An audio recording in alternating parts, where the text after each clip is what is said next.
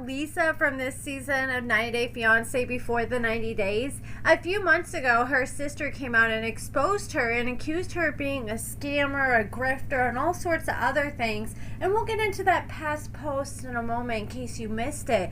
But now her sister is back spilling the tea once again on Facebook, and this is what she had to say. She said, I am her sister, and I can confirm that she has a host of issues, and she uses people for what they can give her at the time. She falls in love in a week, she moves in with her newest love interest, and has left her daughter behind too many times to count.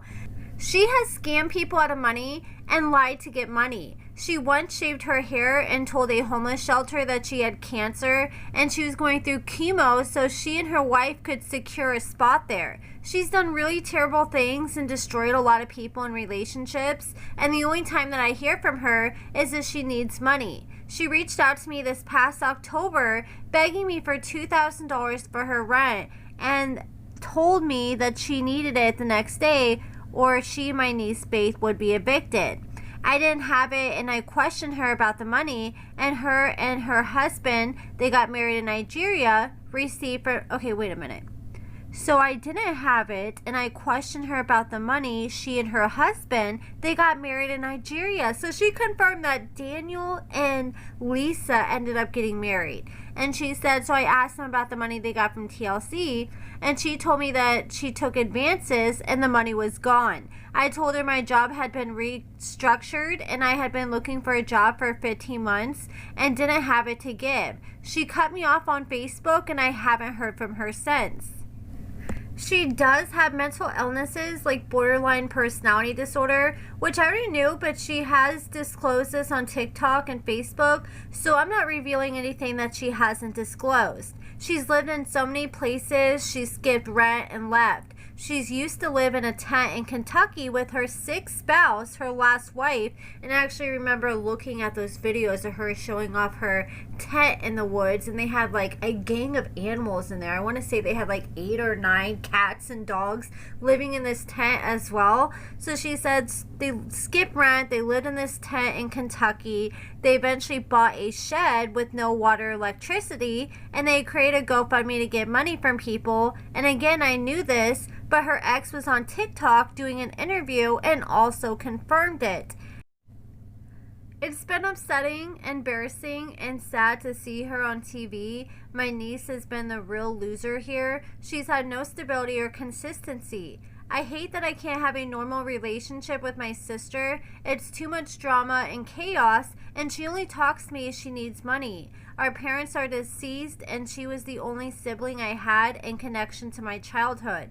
It's a hard loss to grieve, and I still wish she would get help so we could be close. It's been heartbreaking. So that sounds really sad, and for those of you guys who missed what she posted a few months back, she also posted this on Facebook. Shout out to 90 Day Fiance _Alexa on Instagram for sharing these receipts because I couldn't find them anywhere else. So her sister shared a lot of the same points that she shared in this last post a few months ago, and she also shared some additional tea. She said she's a scammer, I'm her sister, and she has scammed family and friends out of a crap load of money. Her daughter Faith has suffered the most. Every time her mom falls in love, she moves in with the person and or marries them. She's been unemployed up until 2025, and she literally took thousands of dollars from her mom while she was alive.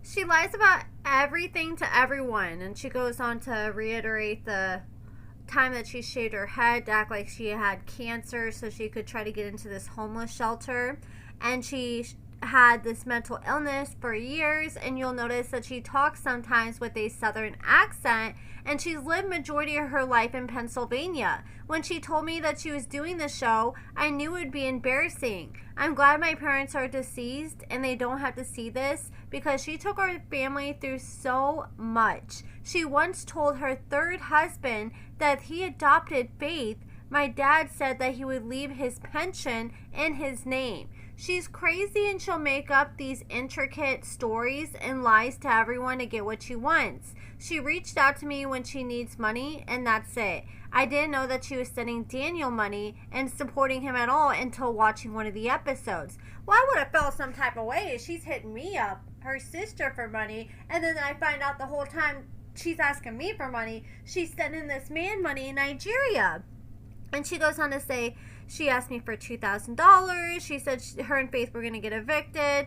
I didn't give her the money. And she would use Faith, her daughter, to swindle my mom out of money when Faith was small. This is what she does. Faith has had a chaotic upbringing because of her mom. It's been absolutely devastating and horrible to see this whole train wreck unfold on TV. She's unstable and she can give a masterclass on lying and manipulating. I grew up seeing it and it destroyed my parents and it put a wedge between myself and my parents. I would tell them to stop giving her money and she would cry saying that she was broke and would get money from my mom or someone else, and instead of paying a bill, she would take a vacation, go to Disney World or Vegas. She would spend whatever she got and she would find a way to swindle someone else out of money.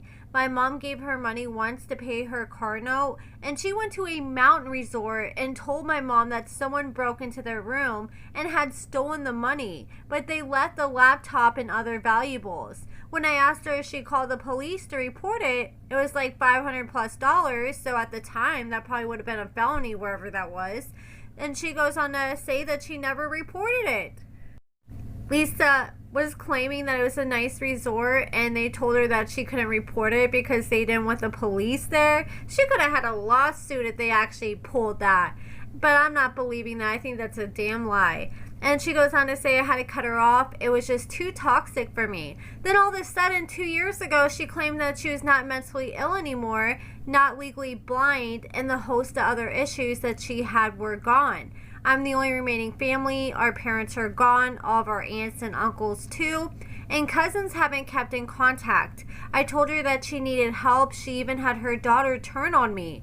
Now that Faith is older, she very much sees that her mom is not stable, but Faith has always been in the parent role and Lisa the child role. She's not mentally stable, and you can clearly see that she's is stuck at the mental age of a 13-year-old on the show. I begged her not to do this when she first approached me about Daniel. I warned her of scammers and the dangers of going over there. I tried to talk her out of it, just like her best friend, I don't know what her best friend's name is, how to say it, Juana, and her daughter told me. She told me I was a snob and judgmental.